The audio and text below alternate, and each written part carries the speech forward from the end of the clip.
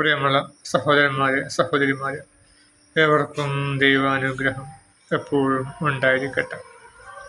ബിസ്മില്ലാഹിർ റഹ്മാനിർ റഹീം. ഖാലല്ലാഹുൽ മുഅ്മിനീന വൽ മുഅ്മിനാത്ത്. സത്യവിശ്വാസികൾക്കും സത്യവിശ്വാസിനികൾക്കും താഴ്ഭാഗത്തു കൂടി അരുവികളിൽ ഒഴുകുന്ന സ്വർഗത്തോപ്പുകൾ അള്ളാഹു വാഗ്ദാനം ചെയ്തിരിക്കുന്നു. അവർ അതിൽ നിത്യവാസികളായിരിക്കും. സ്ഥിരവാസത്തിനുള്ള തോട്ടങ്ങളിൽ വിശിഷ്ടമായ പാർപ്പിടങ്ങളും വാഗ്ദാനം ചെയ്തിരിക്കുന്നു. എന്നാൽ അള്ളാഹുവിങ്കിൽ നിന്നുള്ള പ്രീതിയാണ് ഏറ്റവും വലുത്. അതത്രയും മഹത്തായ വിജയം. അപ്പോൾ സത്യവിശ്വാസികൾക്കും വിശ്വാസികൾക്കും, ഇവിടെ സത്യവിശ്വാസികളും വിശ്വാസികളും ഒരുപോലെ പറയുന്നുണ്ട്. പൊതുവെ നിരീശ്വരവാദികൾ പറയാറുണ്ട്, ഇസ്ലാം സ്ത്രീകൾക്ക് പിൻഗണന കൊടുത്ത മതമാണ് അല്ലേ, പുരുഷന്മാരെ സ്ത്രീകളെ എഴുത്തിയ മതമാണ് ഇസ്ലാം എന്ന് ശപിക്കപ്പെട്ട നിരീശ്വരവാദികൾ പറഞ്ഞു നടക്കാറുണ്ട്. പക്ഷെ അങ്ങനെയല്ല. ഇസ്ലാം എവിടെ പറയുമ്പോഴും വിശ്വാസികളെയും വിശ്വാസിനികളെയും പുരുഷനെയും സ്ത്രീകൾക്കും തുല്യമായ പരിഗണന, തുല്യമായ എന്നല്ല, അർഹിക്കുന്ന പരിഗണന കൊടുക്കാറുണ്ട്. പുരുഷൻ്റെ ഓഹരിയുടെ പകുതിയാണ് സ്ത്രീകൾക്ക് കൊടുത്തിട്ടുള്ളത്. മറ്റു ചില കാരണങ്ങൾ കൊണ്ടാണ്. അത് സ്ത്രീക്കും ഭർത്താവുണ്ടല്ലോ, ഭർത്താവിൽ നിന്ന് കിട്ടുമല്ലോ അല്ലേ. പിതാവിൻ്റെ ഒരു മകനിപ്പം പിതാവിന് 1,00,000 രൂപയുണ്ടെങ്കിൽ മകന് ഇപ്പം 50,000 കിട്ടുകയാണെങ്കിൽ മകൾക്ക് കിട്ടുക 25,000 രൂപ കിട്ടുകയുള്ളൂ. അത് വാസ്തവം തന്നെയാണ്. പക്ഷേ ഈ മകൾക്കൊരു ഭർത്താവുണ്ട്. ഭർത്താവിൻ്റെ പിതാക്കന്മാരിൽ നിന്ന് കിട്ടുമല്ലോ അല്ലേ. ഭർത്താവിൻ്റെ പിതാക്കന്മാർ അകസ്മാമായി മരണപ്പെട്ടു പോവുകയാണെങ്കിൽ, അല്ലെങ്കിൽ ഓഹരി കിട്ടുകയാണെങ്കിലും അത് കിട്ടുമല്ലോ. അപ്പോൾ സ്ത്രീകൾക്ക് വെച്ചാൽ ഭർത്താവ് കൊണ്ടുവരുന്ന ഭക്ഷണം കഴിക്കുക, ഭർത്താവ് കൊണ്ടുവരുന്ന പണം ഉപയോഗിക്കുക, അതാണ് ഒട്ടുമിക്ക സ്ത്രീകളുടെയും ജോലി. ഇപ്പം കുറേ സ്ത്രീകൾ ജോലിക്ക് പോകുന്നുണ്ട്. ഇസ്ലാം സ്ത്രീകൾ ജോലിക്ക് പോകുന്നത് അത്ര കൊണ്ട് പ്രോത്സാഹിപ്പിക്കുന്നില്ലല്ലോ. സ്ത്രീകളുടെ വീടാണ് ഉത്തമമെന്ന് പറഞ്ഞിട്ടുള്ളത്. പറഞ്ഞു വരുന്നത്, അപ്പം സ്ത്രീ എപ്പോഴും മറ്റുള്ളവരുടെ തണലിലാണ്. പുരുഷനാണ് ചിലവ് നടത്തേണ്ടത്. നിങ്ങളുടെ ധനം നിങ്ങൾക്ക് അറിയാത്തവരെ ഏൽപ്പിക്കരുതെന്ന്, വകതിരിവില്ലാത്തവരെ നിങ്ങളുടെ ധനം ഏൽപ്പിക്കരുത്. അപ്പോൾ സ്ത്രീകൾക്ക് അറിയില്ല എന്താണ് ഉൽപ്പന്നം വാങ്ങേണ്ടത്, ഏതാണ് നല്ലത്, ഒന്നും അറിയില്ല. പണ്ട് എനിക്ക് ഒരു ഫോൺ വന്നു. ഞാൻ ജോലി സ്ഥലത്താകുമ്പോൾ എൻ്റെ അമ്മ ഫോൺ വിളിച്ചു. പറഞ്ഞ് ഒരാൾ മിക്സി കൊണ്ടുവന്നാണ്, അയാളെ ലോറി മറഞ്ഞു പോയിട്ടുണ്ട്. അപ്പോൾ ആ മിക്സി കുറഞ്ഞ വിലക്ക് വിറ്റ് കഴിക്കുകയാണ്, 1000 രൂപയുള്ളൂ. ഞാൻ ഉടനെ തന്നെ വിളിച്ചു പറഞ്ഞാൽ വാങ്ങേണ്ട, തട്ടിപ്പാണ്. എനിക്കറിയാം അങ്ങനെ തട്ടിപ്പ് ഞാൻ ഒരിക്കൽ നേരിട്ട് കണ്ടിട്ടുണ്ട്. അപ്പം അവന് വാങ്ങാൻ വേണ്ട. അപ്പം അയാൾ രണ്ടാമതും വിളിച്ച് അയാൾ അയാൾക്കൊരു പിടി കൊടുത്ത വില കിട്ടൂല, കഷ്ടപ്പാടൊക്കെ അവന് വേണ്ട, അത് വാങ്ങാനേ വേണ്ട. അങ്ങനെ ഞാൻ പണി കഴിഞ്ഞ് വീട്ടിൽ വന്നപ്പോൾ സാധനം വീട്ടിലുണ്ട്. ഞാൻ പറഞ്ഞു ഇങ്ങോട്ടല്ലേ വാങ്ങണ്ടെന്ന്. അയാൾ പറഞ്ഞു എങ്ങനെയാണ് നല്ല സാധനമാണ് അങ്ങനെ. അതിനെ വർക്ക് ചെയ്യിച്ച് നോക്കുമ്പോൾ പ്ലാസ്റ്റിക് വാസനയ്ക്ക്, കാരണം ഏറ്റവും ലോക്കൽ സാധനങ്ങൾ, ലോക്കൽ പ്ലാസ്റ്റിക് ഉപയോഗിച്ചിട്ടാണ്. അത് ഉപയോഗിക്കാനേ കഴിഞ്ഞു. ഒരു ജ്യൂസ് പോലും അതിൽ എടുക്കാൻ കഴിഞ്ഞില്ല. 1500 രൂപ. പീടികയിൽ വാങ്ങിയാൽ 3000 രൂപയുടെ സാധനമാണ് 1500 രൂപ കൊടുക്കുകയാണെന്നാണ് പറ്റിച്ചു. കാരണം സ്ത്രീകൾക്ക് അറിയില്ല. ശരി, ആരെന്ത് പറഞ്ഞാലും അത് വീഴുന്ന ആൾക്കാരാണ് സ്ത്രീകൾ. അപ്പോൾ കുറച്ച് അണ്ണാച്ചികൾ വന്നിട്ട് വീട്ടിൽ വന്നിട്ട് നിങ്ങളുടെ ആഭരണം തരൂ, ഞങ്ങൾ നല്ല പുത്തൻ പോലെ ആക്കിത്തരാം, ഞങ്ങളുടെ ലായനിൽ മുക്കിയാലെന്ന് പറഞ്ഞാൽ സ്ത്രീകൾ എന്ത് ചെയ്യുക, കേൾക്കുകയും ചെയ്യും, കൊടുക്കുകയും ചെയ്യും. അതിന് ആഭരണത്തിൻ്റെ ഒരു 10% തൂക്കം ഒരു അതിലെടുക്കും. ലായനിൽ സ്വർണത്തിൻ്റെ അംശങ്ങൾ അതിൽ വീഴുകയും അതെടുക്കുകയും അവർ ചെയ്യും. അങ്ങനെ എത്ര തട്ടിപ്പ് നടക്കുന്നത്. ഈ തട്ടിപ്പുകളൊക്കെ വീഴുന്ന സ്ത്രീകളാണ്. കാരണം സ്ത്രീകൾക്ക് അറിയില്ല. കുട്ടികളുടെ ബുദ്ധിയാണ് സ്ത്രീകൾക്ക്. പിൻബുദ്ധിയിലെ നമുക്കറിയാമല്ലോ. റോഡിലൂടെ സ്കൂട്ടറൊക്കെ ഓടിച്ചു പോകുന്ന സ്ത്രീകളുടെ അവസ്ഥ അല്ലേ. റോഡിൻ്റെ നടുവിലൂടെ പതുക്കെ ഓടിച്ചുകൊണ്ട് പോകും. ആണുങ്ങൾ ബാക്കിൽ നിന്ന് അടിച്ചാൽ ചിരിച്ചുകൊണ്ട് അല്പം ബാക്കോട്ടേക്ക് ഒരു സൈഡിലേക്ക് മാറിക്കൊടുക്കും. പിന്നെയും പഴയ അവസ്ഥയിലേക്ക് തന്നെ പോകും. പുറകിൽ മറ്റു വണ്ടിക്കാരുണ്ട്, സ്ഥലം കൊടുക്കണം എന്ന വ്യക്തി ബോധം ഉണ്ടാവില്ല.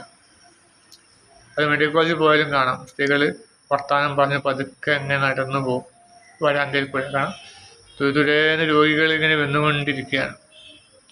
4 മണി മുതൽ 6 മണി വരെയാണ് സന്ദർശക സമയം. അപ്പോൾ ആ സമയത്ത് കുറഞ്ഞ സമയത്തിനുള്ളിൽ തിരക്ക് പിടിച്ച് ഓടുന്ന രോഗികളും മറ്റ് ഡോക്ടർമാരും ഒക്കെ കൂട്ടിരിപ്പുകാരും രോഗിക്ക് മരുന്ന് കൊടുക്കാനും ഗ്ലൂക്കോസും ഇഞ്ചക്ഷനും വളരെ അർജൻറ്റായിട്ടുള്ള രോഗികൾ ഇഞ്ചക്ഷനെ കൊടുക്കാൻ വേണ്ടി പാഞ്ഞു പോകുമ്പോഴാണ് ഈ പെണ്ണുങ്ങൾ വർത്തമാനം പറഞ്ഞ് പതുക്കെ പോകുന്നത്. അപ്പോൾ അവർക്കറിയില്ല എന്താണ് വരും വരായികളൊക്കെ ചിന്തിക്കാത്തവരാണ്. അപ്പോൾ അതുകൊണ്ട് തന്നെ അവരുടെ കയ്യിൽ പണം കൊടുക്കുകയും ചെയ്യരുത്. അതുകൊണ്ടാണ് സ്ത്രീകളുടെ കൈകാര്യ പുരുഷന്മാരാണ്. അപ്പോൾ പുരുഷന്മാർക്ക് ഓഹരി കിട്ടുകയാണെങ്കിലോ അതും സ്ത്രീകൾക്കാണ് അതിൻ്റെ ഗുണം കിട്ടുക. സ്ത്രീകൾക്ക് പണം കൈകൊണ്ട് തൊടാത്ത എത്രയോ സ്ത്രീകളുണ്ട്. കാരണം പണം കൈകൊണ്ട് തൊടേണ്ട ആവശ്യം അവർക്ക് വരുന്നില്ല. എല്ലാ സാധനങ്ങളും ഭർത്താക്കന്മാർ വാങ്ങിക്കൊടുക്കും അല്ലേ. വീട്ടിലേക്ക് മുഴുവൻ സാധനങ്ങളും വാങ്ങിക്കൊടുക്കും. നേടി വിരുന്ന് പോവുകയാണെങ്കിലും ഭർത്താവിൻ്റെ കൂടെ അയക്കുമ്പോൾ ബസ്സിനൊക്കെ ടിക്കറ്റ് ഭർത്താവ് എടുത്തോളും, ഓട്ടോറിക്ഷയിലാണെങ്കിലും ഭർത്താവ് എടുത്തോളും. എന്തൊരു രോഗം വന്നാലും അത് പൈസ കൊടുക്കുന്നു ഡോക്ടർക്കൊക്കെ ഭർത്താവിൻ്റെ കയ്യിൽ. അങ്ങനെയൊക്കെ എത്രയോ ഉണ്ട്. പണം കൈകൊണ്ട് തൊടേണ്ട ആവശ്യമില്ലാത്ത എത്രയോ സ്ത്രീകളുണ്ട്. അപ്പം പണത്തിൻ്റെ കൈകാര്യകർത്താക്ക പുരുഷന്മാർ. അതുകൊണ്ടാണ് പുരുഷന്മാർക്ക് ഓഹരി കൊടുത്തത്. ഇപ്പോൾ ഇവിടെ പറഞ്ഞു വരുന്നത് വിശ്വാസികൾക്കും വിശ്വാസികൾക്കും പുരുഷനാവട്ടെ സ്ത്രീ ആവട്ടെ എല്ലാവർക്കും താഴ്ഭാഗത്ത് കൂടി അരുവികളിൽ ഒഴുകുന്ന സ്വർഗത്തോപ്പുകൾ അള്ളാഹു വാഗ്ദാനം ചെയ്തിരിക്കുന്നു. അപ്പോൾ താഴ്ഭാഗത്ത് കൂടെ അരുവികളിൽ ഒഴുകുന്ന എന്ന് പറയുന്നത് വെച്ചാൽ നമ്മുടെ ഏതൊരു മനുഷ്യൻ്റെയും ഒരു ആശയാണല്ലോ അല്ലേ. ഒരു നദി ഒഴുകുന്ന ഒരു പുഴക്കരയിലെ നമ്മൾ വീട് എന്ന സങ്കല്പം നമ്മൾ വെക്കുമ്പോൾ, നമ്മളൊക്കെ വീട് വെക്കുന്നപ്പം ചുറ്റുഭാഗം വീടുള്ള അല്ലേ, തീരെ സ്ഥലമില്ല, തൊട്ടടുത്ത് തന്നെ വലിയ ബിൽഡിങ്. ഇന്നിപ്പോൾ ഞാൻ കണ്ടു വലിയൊരു പണക്കാരൻ്റെ വീടാണ്. എന്നല്ല കുറേ ദിവസമായി കാണാൻ തുടങ്ങി, മറ്റു പല സ്ഥലത്തും കാണാറുണ്ട്. ഈ വലിയ പണക്കാരൻ്റെ വീടാണ്. തൊട്ടടുത്ത് തന്നെ ഒരു ബിൽഡിങ്ങായിട്ട് ഹിന്ദിക്കാർക്ക് വാടക കൊടുത്തിരിക്കുക.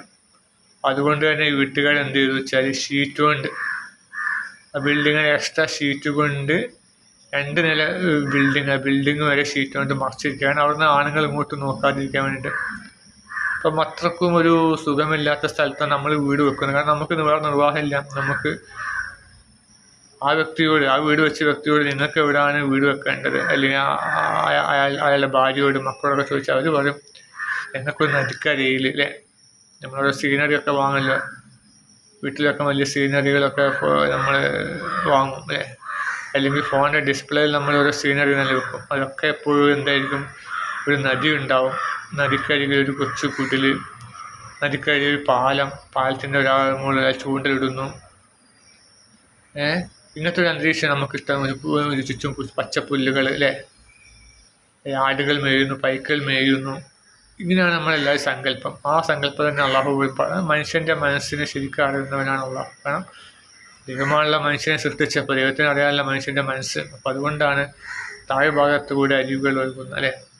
എന്തൊരു സുഖമായിരിക്കും അരുവികൾ ഒഴുകുന്ന അല്ലേ. നമുക്ക് എന്ത് അലക്കാനും ഒക്കെ നമുക്ക് എല്ലാം കൊണ്ട് സൗകര്യമായിരിക്കും. നദി, നീന്തൽ പഠിക്കാം, മത്സ്യങ്ങൾ കിട്ടും, അങ്ങനെ ഒരുപാട് ഗുണങ്ങൾ നദി അതുപോലെ തന്നെ നദിക്കരയിലാവുമ്പോൾ അവരുടെ നമ്മുടെ വീട്ടിൽ എന്ത് കുഴിച്ചിട്ടാലും എന്ത് സസ്യം കുഴിച്ചിട്ടാലും എളുപ്പം ഉണ്ടാകും. കാരണം മണ്ണിൻ്റെ നനവുണ്ടാവും.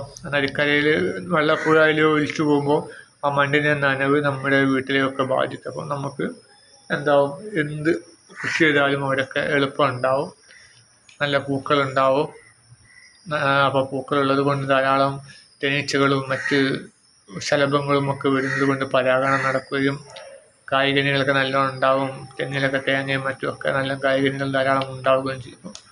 ഇപ്പോൾ നദിക്കരയിൽ ജീവിക്കാനാണ് മനുഷ്യന് ഇഷ്ടം. അപ്പോൾ അതുകൊണ്ടാണ് ഖുർആൻ പറഞ്ഞത് താഴ്ഭാഗത്ത് കൂടി അരുവികളിൽ ഒഴുകുന്ന സ്വർഗത്തോപ്പുകൾ അള്ളാഹു വാഗ്ദാനം ചെയ്തിരിക്കുന്നു. അതുപോലെ തന്നെ നമ്മളിപ്പോൾ വസിക്കുന്ന സ്ഥലത്തും നമ്മുടെ ഭൂമിക്കടിയിലൂടെ നദികൾ ഒഴുകുന്നുണ്ട്. മനസ്സിലായി. നമ്മളിപ്പോൾ വീട് വെക്കുകയാണെങ്കിൽ നമ്മൾ കിണർ കുഴിച്ച് കഴിയുമ്പോൾ വെള്ളം കിട്ടുന്നത് എന്തുകൊണ്ടാണ്? ഭൂമിക്കടിയിലൂടെ ഉറവകൾ ഒഴുകുന്നുണ്ട്. ഉറവകൾ നമ്മൾ കിണർ കുഴിച്ചിട്ട് ആ ഉറവ കട്ട് ചെയ്യുമ്പോഴാണ് നമുക്ക് വെള്ളം കിട്ടുന്നത്. ഇനി ഉറവ കട്ട് ചെയ്തിട്ടില്ലെങ്കിലും തൊട്ടടുത്തുള്ള ഉറവ ഏകദേശം 10 മീറ്റർ അപ്പുറത്ത് കൂടെ ഒഴുകുന്ന ഉറവയിൽ നിന്നുള്ള ആ വെള്ളത്തിൻ്റെ ഒരു അംശം നനവ് നമ്മുടെ കിണറ്റിലേക്ക് വരികയും കുയിൽ വന്ന് നിറയുകയും ചെയ്യും. അതേസമയം ഒരേ തൊടിയിൽ തന്നെ 2 സ്ഥലത്ത് കിണർ കുഴിച്ചാൽ ഒരു സ്ഥലത്ത് വെള്ളം ആദ്യം കാണും, പിന്നെ മറ്റേ കിണറ്റിൽ വെള്ളം കാണാതിരിക്കുകയും ചെയ്യുന്നത് എന്തുകൊണ്ടാണ്? ഒരേ ആഴത്തിൽ അതവിടെ ഉറവില്ല എന്ന് മനസ്സിലാവും. അപ്പോൾ അതിനെന്ത് മനസ്സിലാവും? ഭൂമിക്കടിയിലൂടെ ചില ഭാഗങ്ങളിലൂടെ ഉറവ പോകുന്നുണ്ട്. അതുപോലെ തന്നെ വയനാട് ഭാഗങ്ങളിലൊക്കെ ഒരു വ്യക്തിയുണ്ട്, ആ പേര് മറന്നു. അദ്ദേഹം അവിടെ നിന്നും കിണറ്റിൽ വെള്ളം കിട്ടാത്ത സ്ഥലമാണ്. മൂപ്പര് കിണറ്റിൽ നിന്ന് തുരങ്കം കുഴിക്കും. തുരങ്കങ്ങൾ നൂഴി അങ്ങനത്തെ പേരുണ്ട്. തുരങ്കങ്ങൾ കുഴിച്ച് വെള്ളം കൊണ്ടുവരും. അത്രയും നീളത്തിൽ കുഴിച്ച് തുരങ്കം പോലെ കുഴിച്ചിട്ട്, ഗുഹ പോലെ കുഴിച്ചിട്ട്, ഒരാൾക്ക് മാത്രം പിക്കാസ് കൊണ്ട് കൊത്താനുള്ള ഇത് മാത്രമേ ഉണ്ടാവുകയുള്ളൂ. അങ്ങനെ നീളത്തിൽ കുഴിച്ചിട്ട് മറ്റു സ്ഥലങ്ങളിൽ വെള്ളം കൊണ്ട് ധാരാളം വെള്ളം, ഏത് കടുത്ത വേനലും പറ്റാത്ത വിധത്തിൽ വെള്ളം കൊണ്ടുവരും. അതിലെന്ത് മനസ്സിലാക്കാം? ഭൂമിക്കടിയിലൂടെ ഉറവകൾ ഒഴുകുന്നുണ്ട്. അപ്പം ഇങ്ങനെ ഉറവകൾ ഒഴുകുന്ന ഉദ്യാനങ്ങൾ പ്രവേശിക്കുമെന്ന് പറയുമ്പോൾ ഇപ്പോൾ കേരളത്തിലേക്ക് ഒരുപാട് ഉദ്യാനങ്ങളുണ്ട്, ഒരുപാട് ഉറവകളുണ്ട്. അതുകൊണ്ടാണ് എളുപ്പം വെള്ളം കിട്ടുന്നത്. ഏറ്റവും താഴ്ന്നു കിടക്കുകയാണല്ലോ. 700 മീറ്ററാണ് നമ്മുടെ വയനാട് ചുരത്തിന് ഉയരം. അപ്പോൾ അതുപോലെ തന്നെയാണ് ഏകദേശം മൊത്തം തിരുവനന്തപുരം മുതൽ കാസർഗോഡ് വരെ ഉള്ള സ്ഥലങ്ങളിൽ അപ്പുറത്തേക്ക് പോകുമ്പോൾ അത്രയും ഉയരമുള്ള സ്ഥലങ്ങൾ. അപ്പോൾ നമ്മളിപ്പോൾ വയനാട് ചുരം കയറിയ ശേഷം പിന്നെ ഒരിക്കലും ആ ഇറക്കം ഇറങ്ങുന്നില്ല. നമ്മൾ അങ്ങനെ പോവുകയാണ്. മനസ്സിലെ വയനാട് ചുരം കയറിക്കഴിഞ്ഞാൽ സാധാരണ ഒരു കയറ്റത്തിന് ഇറക്കം ഉണ്ടാവും. പക്ഷേ വയനാട് ചുരം കയറിക്കഴിഞ്ഞാൽ പിന്നെ ഇറക്കം അവിടെ കാണുന്നില്ല. പിന്നെ ഇറക്കം ഇറങ്ങാതെ എങ്ങനെ പോയിട്ടാണ് നമ്മൾ ബാംഗ്ലൂരൊക്കെ എത്തുന്നത്. കൽപ്പറ്റ, അത് മാനന്തവാടി, ബാംഗ്ലൂർ വരെ പോകുമ്പോഴൊന്നും ഇറക്കം കിട്ടുന്നില്ല. ഏത് വഴിക്ക് പോവാണ്? പാലക്കാട് ചുരം കയറിയാലും അവിടെ ഒന്നും ഇറക്കമില്ല. ചുരുക്കി പറഞ്ഞാൽ നമ്മുടെ തമിഴ്നാട് ഉയർന്ന സ്ഥലമാണ്, കേരളം താഴ്ന്ന സ്ഥലമാണ്. കാസർഗോഡൊക്കെ കേരളം വെച്ച് ഇന്ത്യയിലെ ബാക്കി എല്ലാ സ്ഥലങ്ങളും ഉയരം കൂടിയ, ഏകദേശം 700 മീറ്റർ, 600 മീറ്റർ, 500 മീറ്റർ അല്ലെങ്കിൽ 700 മീറ്ററിൽ കൂടുതൽ. ഇപ്പോൾ മൂന്നാർ ഭാഗത്തൊക്കെ 700 മീറ്ററിലൊക്കെ കൂടുതലുണ്ട്. അപ്പോൾ ഉയരം കൂടിയ സ്ഥലങ്ങളാണ് ഒക്കെ. അപ്പോൾ താഴ്ന്ന സ്ഥലങ്ങളായതുകൊണ്ട്, നമ്മൾ കേരളം മൊത്തം താഴ്ന്ന സ്ഥലമായതുകൊണ്ട് ഉറവകൾ ധാരാളമുണ്ട്. അപ്പം എന്താണ്, കേരളം ഖുർആൻ പറഞ്ഞ പോലത്തെ സ്ഥലമാണ്, ഒരു സ്വർഗീയ ഭൂമിയാണ് കേരളം എന്ന് വരും. മനസ്സിലായില്ലേ? സ്വർഗത്തോപ്പുകൾ അള്ളാഹു വാഗ്ദാനം ചെയ്തിരിക്കുന്നു. അവർ അതിൽ നിത്യവാസികളായിരിക്കും. സ്ഥിരവാസത്തിനുള്ള തോട്ടങ്ങളിൽ വിശിഷ്ടമായ പാർപ്പിടങ്ങളും വാഗ്ദാനം ചെയ്തിരിക്കുന്നു. നല്ല പാർപ്പിടങ്ങൾ നമുക്ക് ലഭിക്കും. മനസ്സിലായില്ലേ? സ്വർഗത്തിലെ പാർപ്പിടങ്ങൾ എന്ന് വെച്ചാൽ അതിൻ്റെ ഇതൊക്കെ എല്ലാ തൂണുകളും മറ്റു കാര്യങ്ങളൊക്കെ സ്വർണം കൊണ്ടും വെള്ളികളും ഉണ്ടായിരിക്കും. വാതിലിൻ്റെ പീടിയൊക്കെ നമ്മൾ അതിലേക്കുള്ള പോക്കാണ്. മനസ്സിലായി? പണ്ടൊക്കെ നമ്മുടെ വാതിൽ എന്തായിരുന്നു? ഓല വീടായിരുന്നു, ഓലയുടെ വാതിലായിരുന്നു. പിന്നെ മരത്തിൻ്റെ വാതിലായിരുന്നു അല്ലേ? മരത്തിൻ്റെ വാതിൽ വിജാവിരിക്ക് പകരം ഒരു കുഴിയാണ്. മരത്തിൻ്റെ ഒരു കുഴി ഉണ്ടാവും. മുകളിൽ താഴത്തൊരു കുഴി, മുകളിലൊരു കുഴി. ആ കുഴിയിലാണ് മരം, കുഴി അടിയിലും മരം, കുഴിയും ഒക്കെ എല്ലാം മരമാണ്. അപ്പം വാതിൽ തുറക്കുമ്പോൾ ഒരു ഒച്ച, കടകടയെന്ന് ഒച്ചയൊക്കെ ഉണ്ടാവും. അപ്പോൾ വാതിലായും തുറക്കുന്നത് അറിയാനൊക്കെ ഉപകരിക്കും. ആരെങ്കിലും വാതിൽ തുറന്ന അകത്ത് കയറുന്നുണ്ടോ എന്ന് അറിയാനൊക്കെ ആ ശബ്ദം ആക്കും. പിന്നെ ഇപ്പോൾ വിജാവിരിയും കാര്യങ്ങളൊക്കെ ആയി. ആദ്യം സ്റ്റീലൊക്കെ, അപ്പോൾ സ്റ്റീലിലേക്ക് വന്നിട്ടുണ്ട് ആൾക്കാർ. ഇനി കുറേ കഴിഞ്ഞാൽ വെള്ളിയാവും, പിന്നെ സ്വർണ്ണമാവും. അപ്പം സ്വർഗത്തിലേക്കുള്ള പോക്ക് നമ്മൾ ഭൂമിയിൽ നടത്തുന്നുണ്ട്. മനസ്സിലായി? മനുഷ്യനെ പടിപടിയായി സ്വർഗത്തിലേക്ക്, ഖുർആൻ സ്വർഗത്തിൻ്റെ ഗുണങ്ങൾ എന്തൊക്കെയാണ് പറഞ്ഞത്, ആ ഗുണങ്ങളിലേക്ക് നമ്മൾ പോവുകയാണ്. അതുപോലെ കണ്ണാടി, ചില വീട്ടുകളിലൊക്കെ നിലത്ത് കണ്ണാടി ഇട്ടിട്ട് അതിൻ്റെ ഇടയിൽ മത്സ്യങ്ങൾ ഒക്കെ വളർത്തുന്നുണ്ട്. വലിയ വലിയ കട്ടിയുള്ള കണ്ണാടി, ചവിട്ടിയാലും പൊട്ടില്ല. എന്നിട്ട് അതിൻ്റെ ഇടയിൽ വെള്ളം, എന്നിട്ട് വെള്ളത്തിനിടയിൽ മത്സ്യങ്ങൾ, അതിലാണ് നമ്മൾ നടക്കുക. അങ്ങനെയൊക്കെ ചില വീടുകളിൽ കാണുന്നുണ്ട്. അപ്പോൾ സുലൈമാൻ നബിയുടെ കൊട്ടാരത്തിൽ അങ്ങനെ തന്നെ ആയിരുന്നല്ലോ. വെള്ളമാണെന്ന് കരുതി ഷേബ രാജ്ഞി എന്ത് ചെയ്യും, പിന്നെ അവരുടെ വസ്ത്രം അല്പം ഉയർത്തുന്നുണ്ട്. അപ്പം അതിലേക്ക് ഉള്ള പോക്കാണ് മനുഷ്യർ നടത്തിക്കൊണ്ടിരിക്കുന്നത്. സ്വർണ്ണമാക്കി മാറ്റുക. ഇപ്പോൾ നമ്മുടെ വീടിൻ്റെ അപ്സ്റ്റെയറിൻ്റെ പിടി ഞാൻ ഇരുമ്പിൻ്റെ വെക്കാമെന്ന് പക്ഷേ വീട്ടുകാർ പറഞ്ഞു വേണ്ട സ്റ്റീലിൻ്റെ വെക്കണം. സ്റ്റീൽ എന്ന് പറയുമ്പോൾ ഏകദേശം വെള്ളിയുടെ ഒക്കെ ഒരു നിറമാണല്ലോ. അപ്പോൾ ഇനി കുറേ കഴിഞ്ഞാൽ സ്റ്റീല് ഒരു സ്റ്റൈല് മാറും, വെള്ളിയാക്കും, വെള്ളിനെ നിറമാക്കും.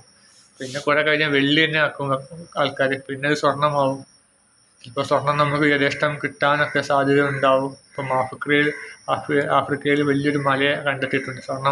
പരിപൂർണ്ണ സ്വർണ്ണമുള്ളൊരു മല കണ്ടെത്തിയിട്ടുണ്ട്. അത് ഇല്ലുമിനാറ്റികൾ മറച്ചു വെച്ചിരിക്കുക എന്നൊക്കെ പറയപ്പെടുന്നുണ്ട്. അപ്പം സ്വർണം ധാരാളമായിട്ട് കിട്ടുമ്പോൾ എന്താവും, സ്വർണ്ണം എന്തെങ്കിലും ചെയ്യണ്ടേ. അപ്പോൾ വീടുകളിൽ തൂണുകളും മതിലുകളും ഒക്കെ സ്വർണ്ണമാവാൻ സാധ്യതയുണ്ട്. അള്ളാഹു നമുക്ക് സ്വർഗീയ ഭവനം പരലോകത്ത് നൽകട്ടെ. ഇഹലോകത്ത് നമുക്ക് ദൈവത്തെ സ്നേഹിക്കുന്ന രൂപത്തിലുള്ള, ഒരിക്കലും അഹങ്കാരം വരാത്ത രൂപത്തിലുള്ള അനുഗ്രഹങ്ങൾ, സ്വർണത്തിൻ്റെയും ഒക്കെ അനുഗ്രഹങ്ങൾ നമുക്ക് നൽകുമാറാകട്ടെ. അതുപോലെ തന്നെ ഈ അനുഗ്രഹത്തോട് നമ്മൾക്ക് ഭൂമിയിലെ മനുഷ്യർക്ക് ഇരട്ടി ദൈവത്തോട് നന്ദി കാണിക്കുന്ന മനുഷ്യരാക്കി ദൈവം നമ്മെ മാറ്റുകയും ചെയ്യുമാറാകട്ടെ. ഒരിക്കലും സൗകര്യങ്ങൾ കൂടുമ്പോൾ ദൈവത്തെ ധിക്കരിക്കുന്നവരുടെ കൂട്ടത്തിൽ അള്ളാഹു നമ്മെ ഉൾപ്പെടുത്താതിരിക്കട്ടെ. ആമീൻ.